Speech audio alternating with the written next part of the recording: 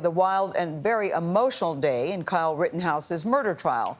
The 18-year-old yesterday told the court that he killed 2 people in Kenosha, Wisconsin, during a Black Lives Matter protest in self-defense. During his testimony, Rittenhouse broke down in tears. He was sobbing on the stand. The prosecutors questioned him aggressively at one point during a stern rebuke from the judge and a request for a mistrial from Rittenhouse's lawyer. Nancy Chen is outside the courthouse in Kenosha yesterday. Nancy, I watched in real time. It was riveting yesterday. Good morning to you. Good morning to you, Gayle. Yes, it was riveting. And yesterday was the first time jurors heard from Kyle Rittenhouse, some appearing sympathetic as he broke down on the stand. Rittenhouse testified for several hours, telling the court he felt he had no choice but to fight for his life. There were 3 people right there. Kyle Rittenhouse broke down on the stand Wednesday, shortly after he started to detail his encounter with Joseph Rosenbaum, one of the 2 men he shot and killed August 25th, 2020. That's where I run. We're going to just take it. Time for our break anyway. The judge paused the trial to allow Rittenhouse to collect himself. His mother watched in tears.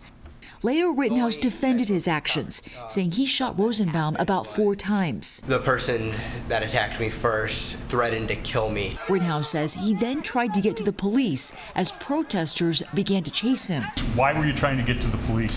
So I didn't do anything wrong. I defended myself. Rittenhouse says as he was trying to get away, the second man he shot and killed, Anthony Huber, hit him with a skateboard and tried to take his weapon. He grabs my gun and I can feel it pulling away from me, and I can feel the strap starting to come off my body.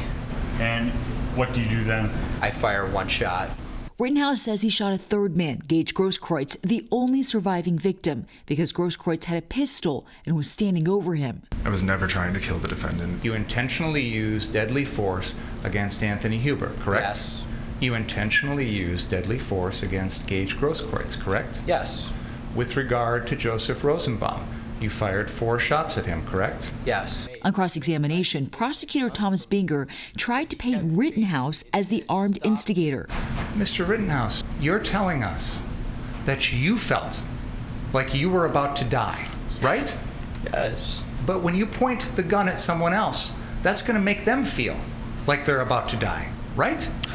That's what you wanted him to feel. No. Don't get brazen with me. When it was the prosecution's turn to question Rittenhouse, the judge interrupted several times, calling out the prosecutor for questioning Rittenhouse's silence after his arrest and attempting to bring in evidence the judge had previously ruled inadmissible. When you say that you were acting in good faith, I don't believe that. After the exchange, the defense sought a mistrial, but with prejudice, meaning Rittenhouse would go free and could not be retried for the shootings.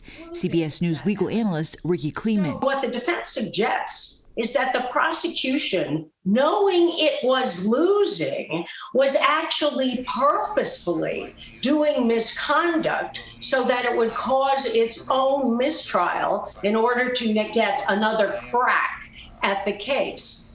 But all in all, the prosecution at this level of experience should know better than to do either of the 2 things that it did.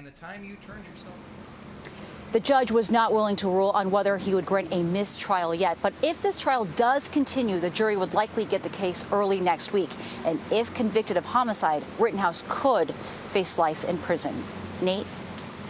Gayle said it best, riveting testimony. Nancy, thank you.